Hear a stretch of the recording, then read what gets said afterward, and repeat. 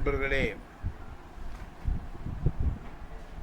இலக்கிய ஆர்வலர்களே, உங்கள் அனைவருக்கும் முதலிலே வணக்கத்தை நான் தெரிவித்துக் கொள்கின்றேன். இந்த மாதமும், அதாவது 2024ஆம் ஆண்டு மே மாதமும் ஜூன் மாதமும் நாம் நடத்தக்கூடிய நிகழ்ச்சிகளை பற்றியும், ஜூன் மாதம் 29ஆம் தேதி நடக்கக்கூடிய ஒரு கருத்தரங்கு பற்றியும்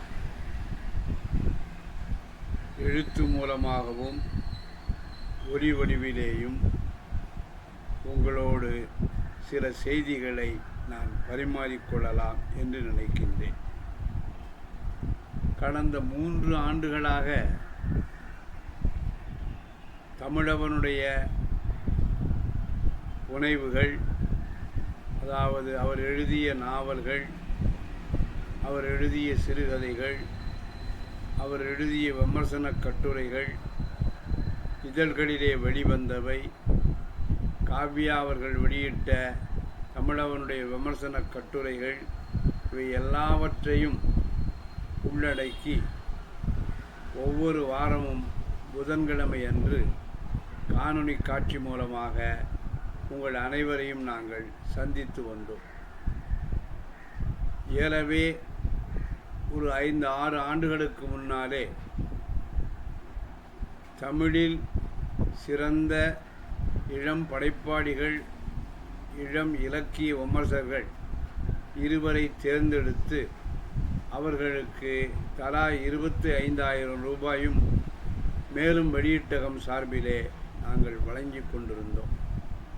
அந்த வகையிலே சென்னையை சார்ந்திருக்கக்கூடிய விமர்சகர் சண்முகம் அவர்கள், கும்பகோணத்தை சார்ந்திருக்கக்கூடிய விமர்சகர் ஜமாலன் அவர்கள், முபீன் சாதிகா அவர்கள், பஞ்சாங்கம் அவர்கள், குமரேசன் அவர்கள், வாசுதேவன் அவர்கள், காவாய் பழனிசாமி அவர்கள், திருநாவுக்கரசு, ராஜா, இன்னும் பலர் ஒவ்வொரு ஆண்டும் 2 இலக்கிய விமர்சகர்களாக தேர்வு செய்யப்பட்டு தலா ஒவ்வொருவருக்கும் 25,000 ரூபாய் நாங்கள் ஒரு தொகையாக எங்களால் இயன்ற அளவிலே வழங்கி வந்தோம்.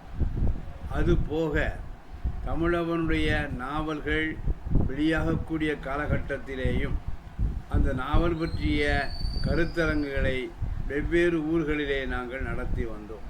உதாரணமாக எனக்கு நினைவிலே இருக்கிற வகையிலே சொல்லப்போனால், வார்சாவில் ஒரு கடவுளை பற்றி சென்னையிலேயும், தஞ்சாவூரில் ஆடிப்பாவை போல பற்றியும், இன்னும் மதுரை போன்ற இடங்களிலே பல்வேறு சம்பாரா நாவல்களை குறித்தும் பல இடங்களில் நாங்கள் விமர்சன கருத்தரங்குகளை நடத்தினோம்.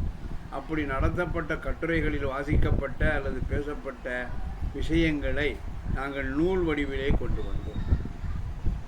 ஆக இந்த காணொளி காட்சி மூலமாக இப்பொழுது நடத்தி கொண்டு வரக்கூடிய அவருடைய விமர்சன பார்வைகளை அவருடைய சிறுகதைகளில், அவருடைய நாவல்களிலே நாம் பிரயோகித்து அல்லது பொருத்தி பார்த்து மேலும் அதிலிருந்து கிடைக்கக்கூடிய பல்வேறு விதமான அர்த்த தளங்களையும் பல்வேறு வாசகர்களோடு நாங்கள் பகிர்ந்து கொண்டோம். அதே சமயத்தில் ஒவ்வொரு ஆண்டும் மார்ச் 29ஆம் நாளும் ஜூன் 29ஆம் நாளும் ஏதாவது ஒரு மாவட்ட தலைநகரை தேர்ந்தெடுத்து அல்லது அங்கு இருக்கக்கூடிய கல்லூரியினுடைய துணையோடு கருத்தரங்குகளையும் நடத்தி வந்தோம். இந்த ஆண்டு திருப்பத்தூரை சார்ந்திருக்கக்கூடிய தூய நெஞ்சக்கல்லூரி தமிழ்துறை அதனோடு இணைந்து மேலும் வெளியீட்டகமும் தமிழவனுடைய நாவல்களை பற்றிய ஒரு கருத்தரங்கினை நாங்கள் நடத்த திட்டமிட்டிருக்கின்றோம். அதற்கான ஏற்பாடுகளை இப்பொழுது இருந்தே செய்ய தொடங்குகிறோம். எல்லோருக்கும் தெரிந்திருக்கும், தமிழவனுடைய சிறுகதை தொகுப்புகள் 4, அவர் எழுதிய நாவல்கள் 7 என்பது தெரியும். ஏற்கனவே சொல்லப்பட்ட மனிதர்கள், ஜிகே எழுதி சரித்திரத்தில் படிந்த நிழல்கள், ஜிகே எழுதிய மர்ம நாவல், வார்சாவில் ஒரு கடவுள், முசல்பனி, ஆடிப்பாவை போல, சம்பாரா என்று சொல்லக்கூடிய 7 நாவல்களையும் ஜூன் மாதம் 29ஆம் தேதி சனிக்கிழமை திருப்பத்தூரில் அமைந்திருக்கக்கூடிய தூய நெஞ்சக் கல்லூரியினுடைய துணையோடு அங்கு ஒரு நாள் கருத்தரங்காக நடத்த திட்டமிட்டிருக்கின்றோம். ஆக நாவலை பற்றி நாம் முடிவு செய்துவிட்டோம், பேசுபொருளை. அதே சமயத்தில் காலத்தையும் முடிவு செய்துவிட்டோம், இடத்தையும் முடிவு செய்துவிட்டோம். அதிலே உரையாற்றக்கூடியவர்களையும் உரையை ஆற்றிய பின்னாலே அது பற்றிய கருத்துரை சொல்லக்கூடியவர்களையும் நாங்கள் ஓரளவுக்கு அவர்களோடு தொடர்பு கொண்டு அது பற்றி ஒரு முன் திட்டமிடலாக சிலவற்றை ஏற்பாடு செய்திருக்கின்றோம். அந்த திட்டத்தையும் உங்களுக்கு அறிமுகப்படுத்தி நீங்கள் அனைவரும் அங்கு 29ஆம் தேதி திருப்பத்தூர் கல்லூரியில் நடக்கக்கூடிய அந்த தூய நெஞ்சக் கல்லூரி கலையரங்கில் நடக்கக்கூடிய அந்த ஒரு நாள் நாவல் பற்றிய தமிழவனுடைய நாவல் பற்றிய கருத்தரங்கிலே பங்கேற்று எங்களுக்கு ஒரு நல்ல ஒரு உற்சாகத்தை தர வேண்டும் என்று கேட்டுக்கொண்டு, அந்த கருத்தரங்கிலே யார் யார் என்னென்ன நாவல்களை பற்றி பேசுகிறார்கள், யார் யார் அந்த பேசிய பொருளை அடிப்படையாக கொண்டு தன்னுடைய கருத்துக்களை கருத்துரைஞர்களாக வெளிப்படுத்தி இருக்கிறார்கள் என்கின்ற ஒரு விவரத்தை மட்டும் இப்பொழுது இந்த உரையின் மூலமாக உங்களுக்கு நான் சொல்லுகின்றேன். திருப்பத்தூர் தூய நெஞ்சக் கல்லூரி தமிழ்துறை, பாளையங்கோட்டை மேலும் வெளியீட்டகம் இணைந்து நடத்தக்கூடிய ஒரு நாள் தமிழவனுடைய நாவல்கள் பற்றிய கருத்தரங்கு 29 ஜூன் 2024 சனிக்கிழமை காலை 9 முதல் அதை தொடங்கலாம் என்று நினைத்திருக்கின்றோம். தமிழவனுடைய நாவல்கள் முதலிலே எழுதின நாவல் ஏற்கனவே சொல்லப்பட்ட மனிதர்கள். இந்த நாவலை பற்றிய ஒரு விமர்சனமாக விமர்சகர் ஜமாலன், கும்பகோணத்தை சார்ந்திருக்கக்கூடிய ஜமாலன் அவர்கள் அது பற்றிய திறனாய்வை செய்கிறார்கள். அந்த நாவல் பற்றி பேசிய உடனே அது குறித்த ஒரு கருத்துரையை திராவிட பல்கலைக்கழகத்தினுடைய பேராசிரியராக இருக்கக்கூடிய விஷ்ணுகுமரன் அவர்கள் உரையாற்றுவார்கள். இரண்டாவதாக இருக்கக்கூடிய நாவல் சரித்திரத்தில் படிந்த நிழல்கள். அந்த நாவலை பற்றி மார்த்தாண்டம் கல்லூரியை சார்ந்திருக்கக்கூடிய பேராசிரியர் குமாரசெல்வா அவர்கள் உரையாற்ற அது பற்றிய கருத்துரையை ராமலிங்கம் அவர்கள், பேராசிரியர் முனைவர் ராமலிங்கம் அவர்கள் சொல்ல இருக்கிறார்கள். மூன்றாவதாக இருக்கக்கூடிய நாவல் ஜிகே எழுதிய மர்ம நாவல். அதை பரமகல்யாணி கல்லூரியை சார்ந்திருக்கக்கூடிய ஆங்கிலத்துறை பேராசிரியர் ராஜாஜி அவர்கள் உரையாற்ற அது பற்றி தன்னுடைய கருத்துரையை மொழிய வரவுள்ளார் சந்திரன் அவர்கள், பேராசிரியர் முனைவர். நாலாவதாக இருக்கக்கூடிய நாவல் வார்சாவில் ஒரு கடவுள் என்பது. அது பற்றி திருத்தங்கல் நாடார் கல்லூரியை சார்ந்திருக்கக்கூடிய பேராசிரியர் கந்தசாமி அவர்கள் உரையாற்ற அது பற்றி கருத்துரை வருகின்றார்கள் தூய நெஞ்சக் கல்லூரி தமிழ்துறை பேராசிரியர் முனைவர் முத்தையன் அவர்கள்.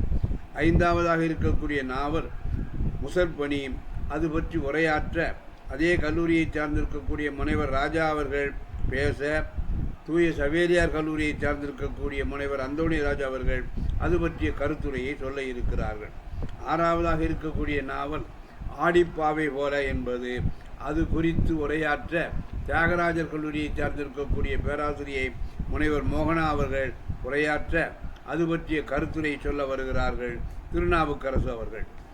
ஏழாவதாக இருக்கக்கூடிய நாவல் சம்பாலா.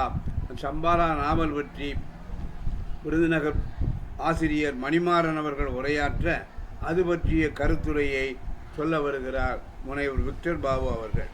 இது போக இந்த நிகழ்ச்சி முடிந்தவுடனே மேலும் சார்பாக வழங்கக்கூடிய 2 இளம் விமர்சன விருது வழங்கக்கூடிய நிகழ்ச்சியையும் நாங்கள் நடத்த இருக்கின்றோம்.